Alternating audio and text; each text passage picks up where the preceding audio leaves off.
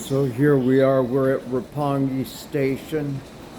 Obviously, we are at a station in Japan, a train station. You and me, us, together. You at home viewing or whatever your weird stuff you're doing, which has gotten weirder since you started watching. Yes, things have taken a turn for the strange, trust me. So today is like a walking talk show. How's it going? And it's basically like a walking type of talk show thing. Now I've been uploading these off and on, and so since it's a walking talk show, like I've done television shows, and then when I was doing TV shows, you always had like a topic.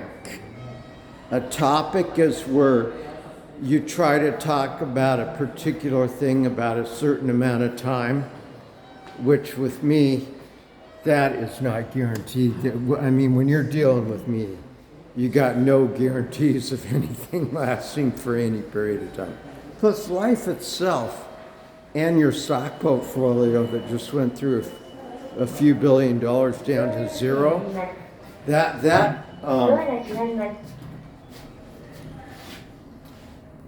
they didn't feel comfortable riding with me. See, look at that. Look at you get a double whammy. You get the double shot. You get me in the mirror, and then you get the elevator. And what she's saying in Japanese basically is pretty common sense. She said that the door, Deguchi, is exit door. And you're not watching this for a Japanese lesson. We're gonna go to the topic which I was getting on before I got distracted by aliens from outer space or an acid flashback from years ago. I don't know, one or the other. Now up there,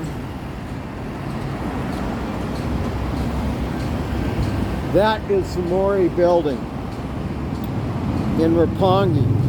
So if you want a cheap view and almost a 360 view like Skytree on the cheap side, you want to go to where I just pointed to. So we have Wendy's here, Wendy's Kitchen. See that? We have Wendy. I've wanted to tap Wendy for years, but I've never met her.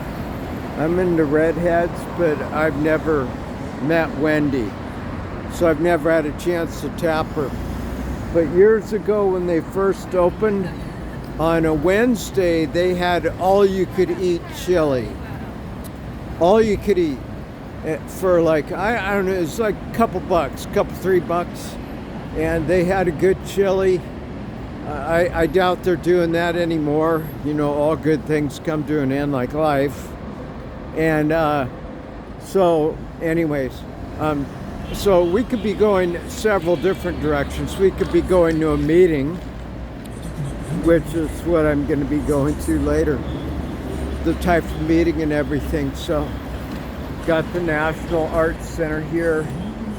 That's the Mori building, as I pointed out there.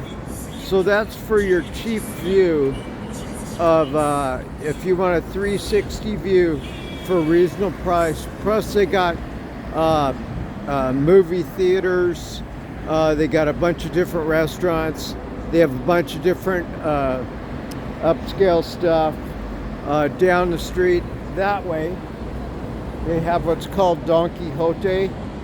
It's like a cheap grocery store where you can get your groceries cheap. And then, if you want to get the cops after you, just go bug those guys right over there. That's the main police station near the entrance. Uh-oh, I better get across her, this cab.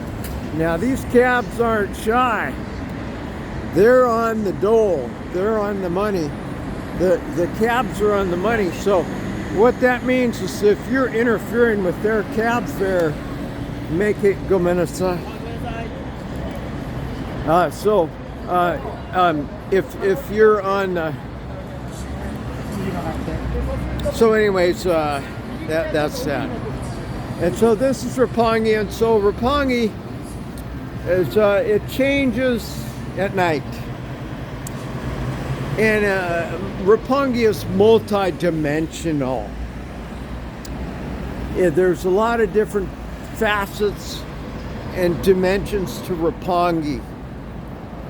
And so, you know, you think, what is the topic? This guy's just rambling on and on about all these different things, and is this guy nuts? And you don't need to ask that question because you know the answer. You know the answer. So, anyways, the topic of the show, now we're in a more quiet area. And you can probably hear what I'm saying is friends. Is friends. So friends can be good and bad or whatever. I've had friends help me out, give me a place to stay when I didn't have a place to stay. When I was broken down on the side of the freeway or ran out of gas, a friend would go get me some gasoline, pick me up, or help me out. And then also friends have shot bullets at me before too. So, and friends have pulled knives on me before too. So,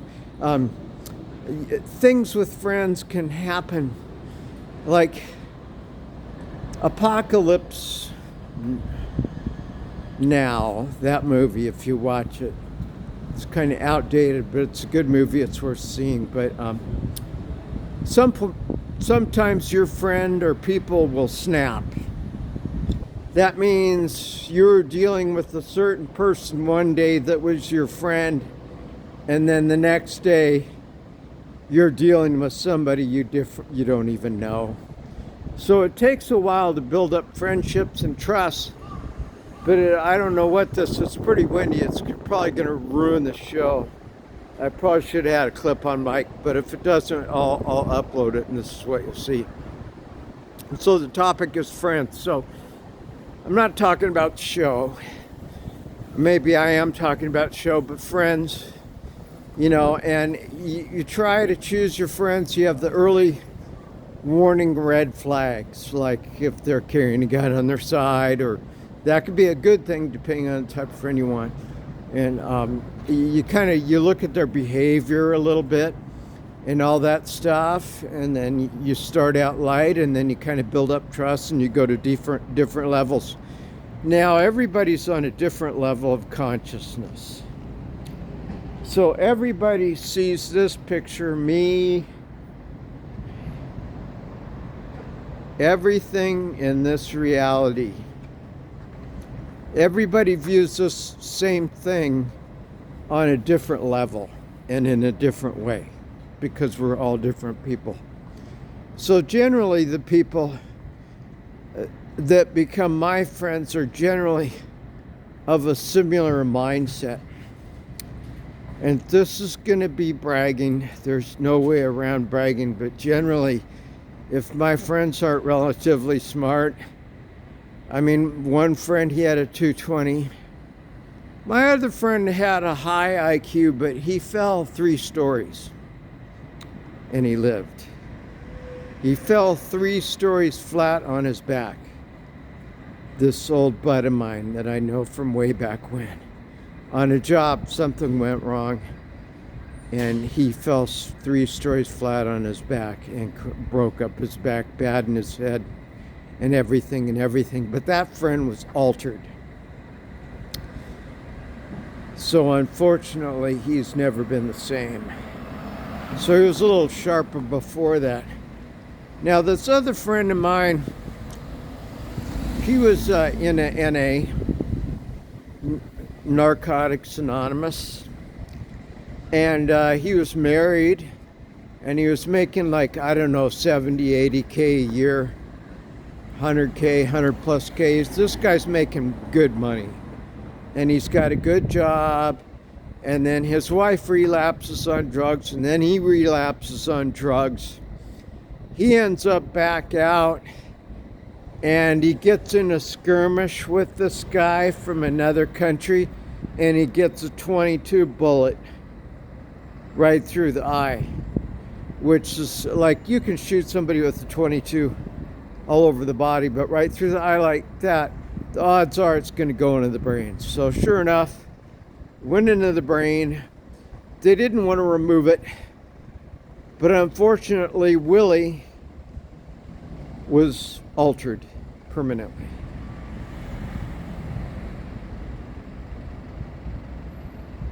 And it's sad.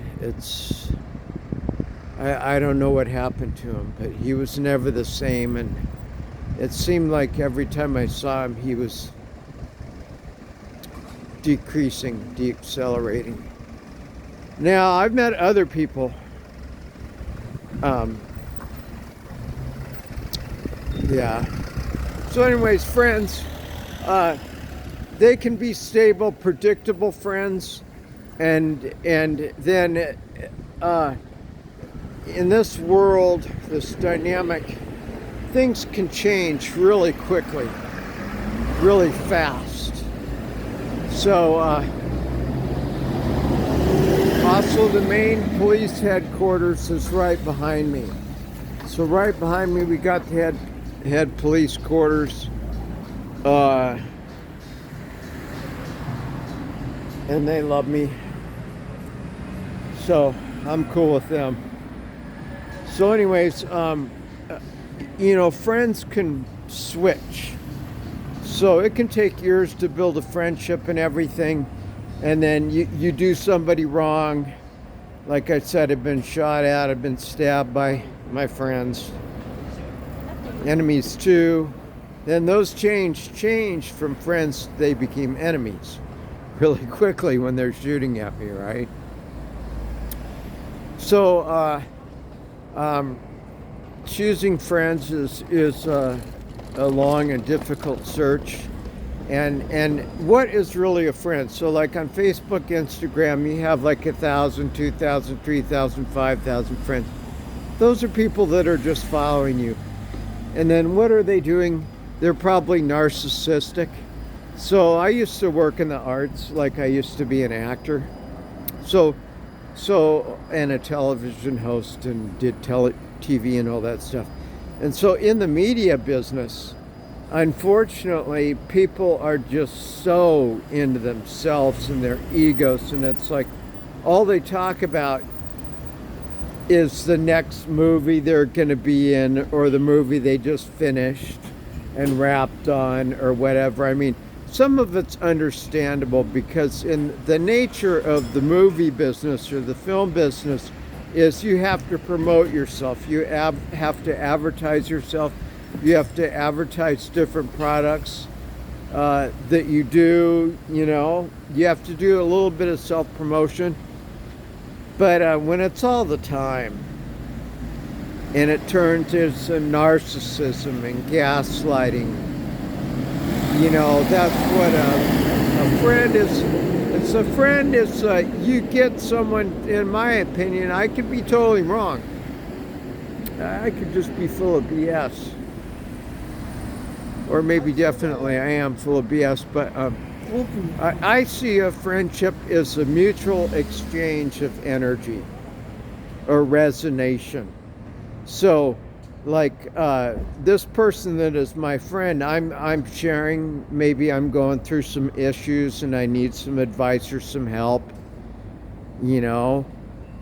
Do I need to rob the store off somebody, or, you know, some tips or advice, or maybe legal advice, like I got caught driving 500 miles an hour in a spaceship when the speed limit was 30, something like that. So friends are supposed to, I guess they're supposed to help you get out. You know, friends are supposed to, it's a mutual trade of energy. As what I see a friend as being is someone that you have an emotional bond with, a certain amount of trust, and then you exchange information. A narcissist is someone that acts like your friend, but they're just they're into themselves. Like if you see on their Facebook page or Instagram or whatever, or Google, YouTube, like some people are going to be tortured with this video, might end up on YouTube. Like I said, if the mic isn't too bad from the wind. Um, you know, it's not gonna. A good friend is going to be a like playing tennis or badminton, or it's you're going to be bouncing the ball back and forth. You're going to exchange information, and there's going to be an exchange information. This one friend of mine, all he could do is just brag, and I've had some friends, or so-called friends, or people that I think are friends, but that's all they do is brag. And then you add them on Facebook, and that's all they do is brag. And then I come from a bragging business, you know, the movie business, where it's standard for people to brag. That's the only thing I don't like about the movie business. When I was a musician, I was a professional musician. I guess that's bragging rights. I made money. I was signed to a record label, but I had to off-sign. It's a different story. So a friend is someone that listens to you and what you have to say, and then you listen to them and what they have to say. So it's a friend should be someone that you spend time with and you both exchange information. Now there's some quick ways to find out if you're going to make it as a friend and how far you're going to go with this person if you're in reasonably new contact. Is what you do is you go on a road trip. So it's you and them in a car, or you and 4 people in a van if it's 4 friends, and you spend like a week together, and then that's the fastest, best test to see like how far things are going to go, because you spend 5 days, 7 days, 24/7 with somebody, you're going to have a good idea what they're like, and you're going to see if you're going to have a conflict with them. So it kind of dials in the having to know them 4 months for stuff to come up. Just go on a road trip, you know, get in a car, go on a road trip, or go on a bus trip or a plane trip or whatever. Something that doesn't have too many distractions, where you spend time with this other person that's your friend, and see if all they do is just brag about them and everything they've done and how great they are and all that, you know, which unfortunately part of the media business is a big part. Oh yeah, I was getting back into the music. I didn't finish. I got sidetracked by the police department talking to me in my mind. Or it's flashback from acid so a friend is and it's an exchange of information. And then when I was a musician, the egos weren't quite as big, but I think in all the arts were big. The egos are big, like when you're writing songs, you know, it depends. Like some people want to decide on this melody and composing the song this way and that way and that way and that way. So also you discover from having your bandmates or whatever, that can make or break a band, is how well you guys get along. And so a friendship should be a mutual exchange of information. Spend a lot of time with them, and then you find out what they're all about. Now, a lot of people aren't honest, but that takes time to figure out. It takes time to connect the dots. And then some people say they're your friend, but they're really not.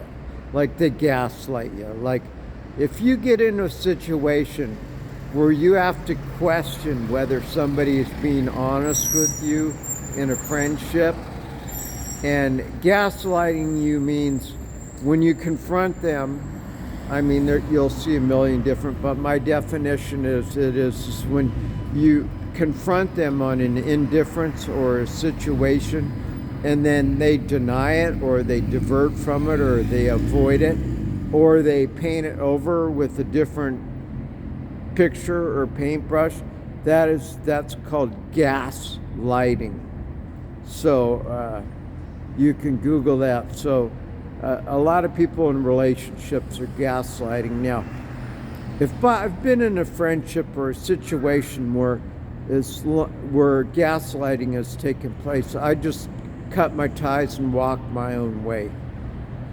I mean, unless you're having kids with the person, or unless you're in business with them, unless you have a real reason to be interact with them, it's better to cut ties and move on. You know, it's rather than to get into conflicts. You can't change another person.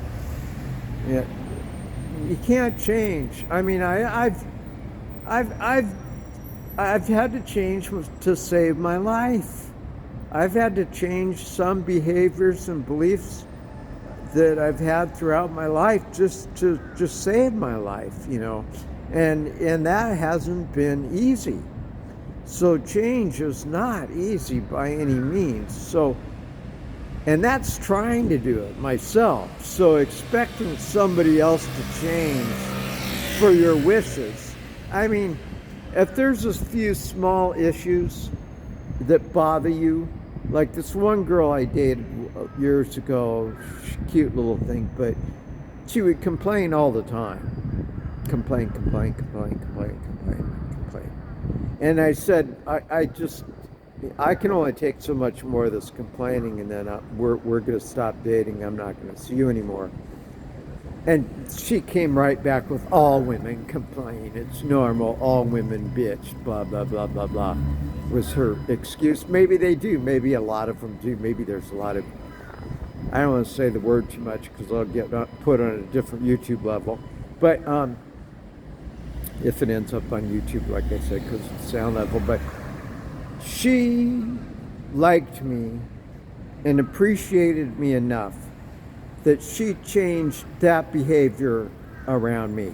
So maybe as soon as she was behind my back or with her sisters or at her work or her other boyfriend that I don't know about that she's cheating on me with, you know, she was willing to drop that complaining behavior. So when she was together with me after that, when I drew the line and said, we're done, another part of it might have seen how much I was worth. She went through my file cabinet when I was in the shower, and she started treating me completely different. And then I realized she went through my file cabinet.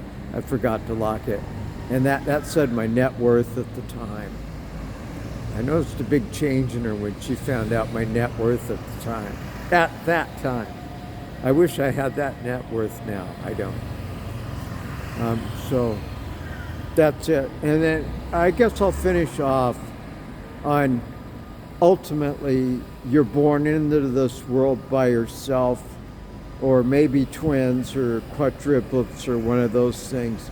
And ultimately, you leave this world yourself unless you're on a bus in Montana and you're flying off a bridge. They used to have crosses in Montana for massive accidents, fatalities. They'd put cross on the side of the road.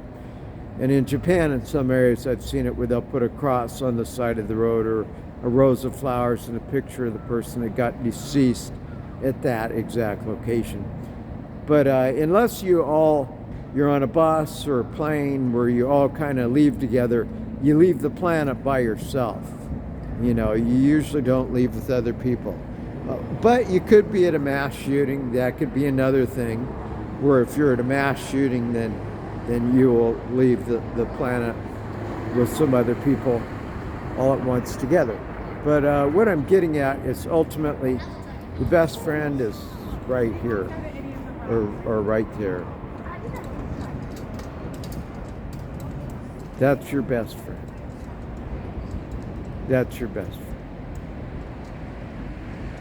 And some people can't handle being alone.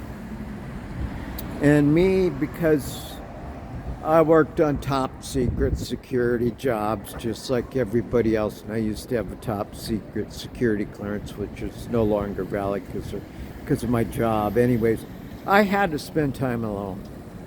And I had to be alone here in my mind. Like, I couldn't talk about what I was doing and sometimes I couldn't be around people. I would be on jobs where I wasn't allowed to share information about what I was doing, and I was on jobs where I was all alone.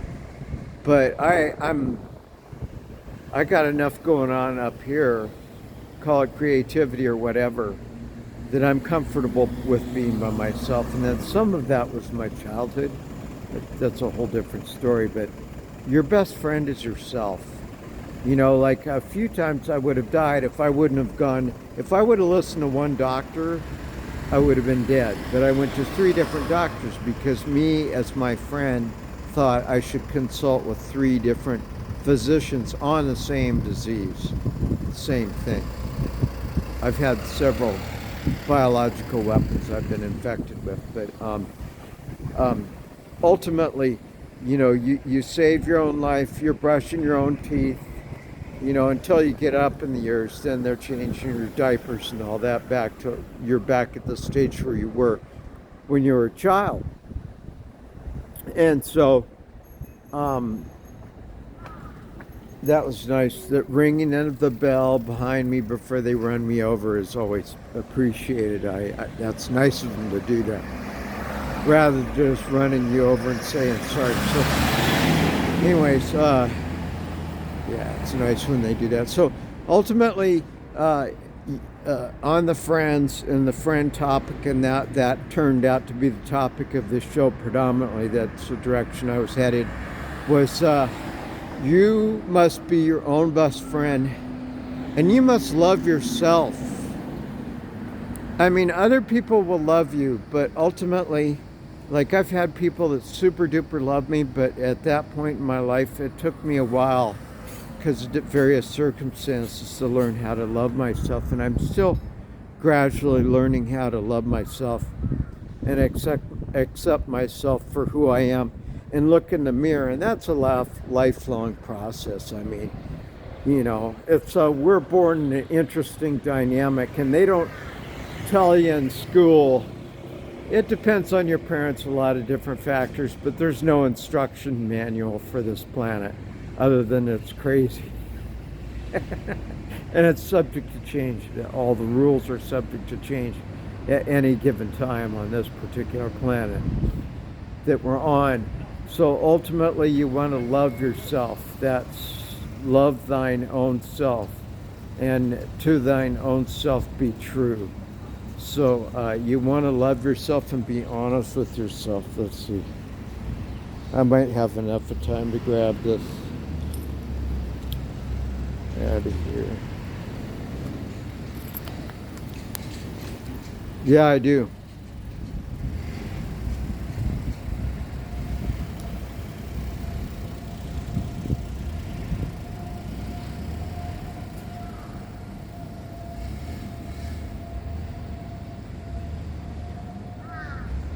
To thine own self be true. Yeah. So ultimately, you're your own best friend, and you have to be true to yourself, and you have to love yourself. You know, this group I used to go to, they'd say, we'll love you until you learn to love yourself, was one of their mottos that they went by and everything. So ultimately, you're your own best friend. Be good to yourself. Treat yourself right. Make decisions for yourself, and don't make decisions for somebody else. Do it for you. And you only get one shot at this. Then you go to another planet or whatever happens. But yeah, here we are in front of this place. It might have something to do with that coin I just showed you. But that's it on that. But love yourself and be good to yourself and be your own best friend. That's your best friend. That's where you start. Have a good one. Cheers. Peace out.